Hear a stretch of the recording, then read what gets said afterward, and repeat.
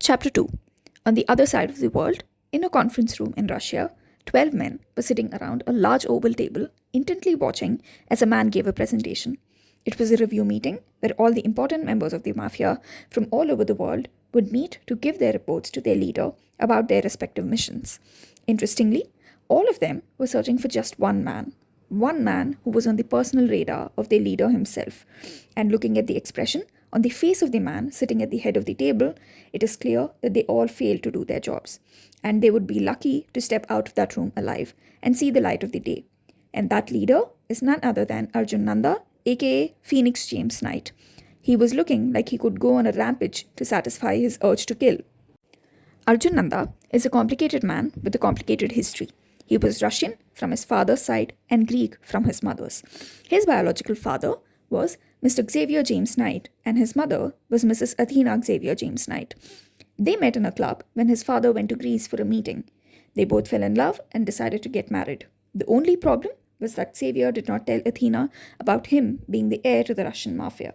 He, like many other mafia leaders, ran legal businesses as a cover for their mafia status. And Xavier's father had warned him that marrying her and bringing her into his dark and murky world would end up killing her. But Xavier didn't listen to his father and believed he could protect her. For the most part, theirs was a happy marriage. 2 years into their marriage, they had their son Phoenix. Athena moved to Russia to live with Xavier. Xavier made sure to keep his little family safe to the best of his abilities until he couldn't. When Phoenix was 8 years old, Xavier's brother Charles attacked their home and killed Xavier's father and Athena. When Xavier was out of the country on a work trip, he took Phoenix with him and went into hiding. When Xavier returned, he found his home strewn with the bodies of his father, wife, and all the staff working for him. He searched for his son but couldn't find him. After 2 weeks of searching, they found where Charles was hiding. Charles had taken Phoenix to a place where he knew Xavier would never find, and that was India. He took him to a remote village in Rajasthan. But what Charles didn't account for was that nothing that goes on in the world of mafia misses the eyes of Vikram Nanda.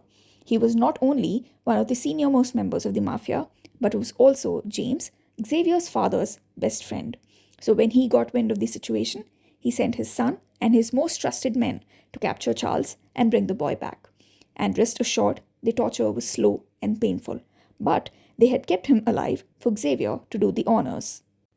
When they got Phoenix back, they called Xavier to let him know. But one look at his condition, it was clear that the boy was starved for days. But what was astonishing was that there was no fear in his eyes. Instead, there was fire. It looked like he was no longer a child, but an adult in the child's body. But all was not lost. In the few days that he was with the Nandas, he spoke only to Indra, the only woman who loved him and did not pity him. He would eat only from her hands and sleep only in her lap. It was like she was the angel Athena had chosen to take care of her son. When Xavier came to India to take their son back with him, Phoenix looked at him with such hatred in his eyes. Xavier knew at that moment that he had lost both his son and his wife. And seeing the bond between Phoenix and Indira, Xavier decided that it was best for him to stay here with this family rather than to go back with him to Russia.